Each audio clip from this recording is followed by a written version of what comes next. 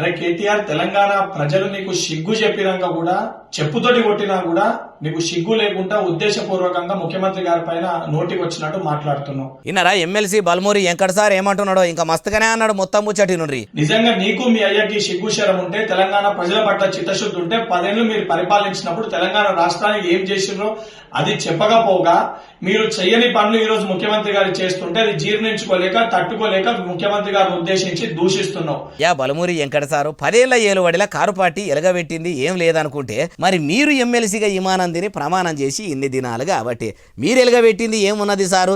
అంతగానం ఏం ఎలుగు చేసిర్రు? విద్యార్థుల బాధలు వాపుతారు, నిరుద్యోగుల రందులు వాపుతారు, జాబ్ క్యాలెండర్ ఏపిస్తారు, నౌకర్లకు నోటిఫికేషన్ లేపించేందుకు తాకతు మించి తనలాడతారని మిమ్మల్ని ఏరికోరెన్నుకుంటే మీరు ఎలగబెట్టింది ఏమున్నది? ఓడెక్కేదాకా ఓడ మల్లన్న, ఓడ దిగినాక తీన్మారు మల్లన్న అన్నట్టు అధికారంలోకి వచ్చేదానికి ఓ మాట, అధికారంలోకి వచ్చినాక ఓ మాట అన్నట్టు అప్పుడేమో కాళ్ళు పట్టుకొని కన్నీరు పెట్టుకుంటారు. ఇప్పుడు అధికారంలోకి వచ్చినాక పబ్లిక్కు యువతకు సేవ చేసుడు పక్కకు పెట్టి పనికిరాని పని ముంగటేసుకొని మాట్లాడబడితిరి. మొదలు మీరు మారుండ్రి సారు. మీరు యువతకు విద్యార్థులకు ఇచ్చిన హామీలను అమలు చేసేందుకు పని చేయండి. అటెనక సిక్కి ఎవల నోరు మూయించాలనో, ఎవలకు గద్దె అప్పయ్యప్పాలనో పబ్లిక్కు అన్ని మాయరికే అంటుండ్రు ఈ ముచ్చటిన్నోళ్ళు.